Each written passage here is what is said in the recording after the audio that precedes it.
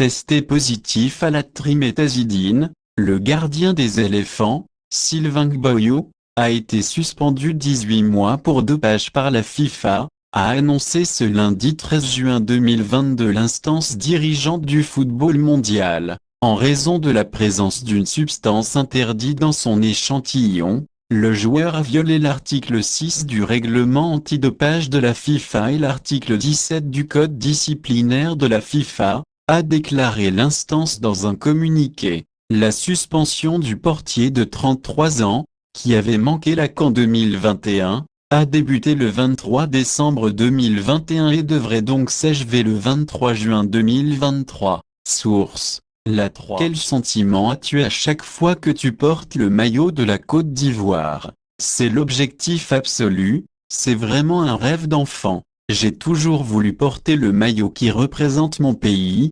celui de mes parents. Il n'y a pas plus grande fierté pour moi que d'entendre l'hymne national retentir. C'est la plus grande récompense de tout footballeur. Comment expliques-tu votre non-qualification au prochain mondial? Ça s'est joué à des détails. Je ne pense pas qu'on a été surclassé. Chacun des matchs qu'on a fait, on a bien joué. Malheureusement, il nous manque la maturité qu'on avait avant avec des joueurs comme Didier Drogba ou Yaya Touré qui savaient être là dans les moments clés. Ça se joue vraiment à des détails. Le constat est difficile à faire mais voilà, il faut encore progresser dans certains domaines. Comment as-tu jugé le parcours de la Côte d'Ivoire à la dernière CAN? En général, on a montré une belle image, mais là encore, ça se joue à des détails. Les matchs qu'on doit gagner, on les négocie mal. Comme je l'ai dit tout à l'heure, ça s'est joué sur des erreurs d'inattention, de marquage. C'est dommage. Sur le plan du jeu, on a plutôt été constant. On tombe au tir au but contre l'Égypte.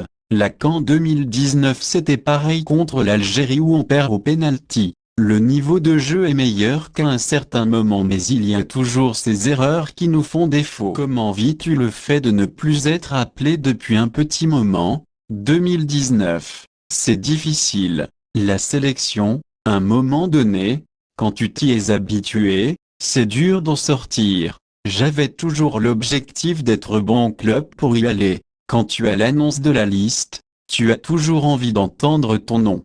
Depuis un moment, ce n'est plus le cas. C'est normal avec toutes les blessures que j'ai eues. Mais aujourd'hui, j'ai vraiment retrouvé le rythme et c'est ce que je recherchais depuis des années. J'espère, à force de travail, retrouver la sélection car de belles échéances arrivent notamment la CAN en Côte d'Ivoire en 2023. Ton objectif est donc très clairement de revenir au plus vite, bien sûr, c'est un objectif que j'ai en tête. Je pense que mon histoire avec la sélection n'est pas terminée. Au moment où je me blesse, à la veille de la CAN 2019, j'avais marqué mon premier but international. À partir du moment que je suis bien physiquement et que je suis bon dans mes performances, j'espère reprendre l'aventure avec la sélection. Avais-tu des idoles étant jeune? J'ai toujours eu Didier Drogba comme idole. Ce n'est pas très original, rire. J'aurais pu te dire autre chose mais non.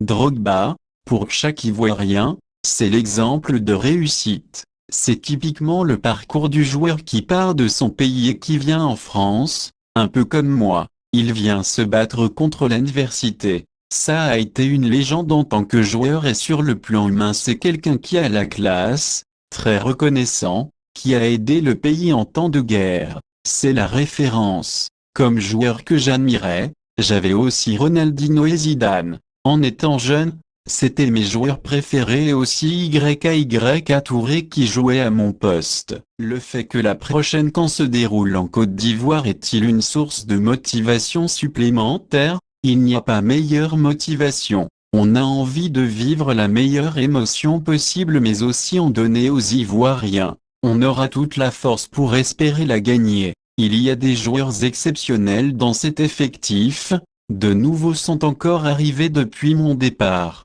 La France l'a découvert en mars dernier. C'était une belle vitrine pour nous, on a pu montrer nos qualités. Il y a beaucoup d'engouement et j'ai envie d'en faire partie. Source: 11 mondial.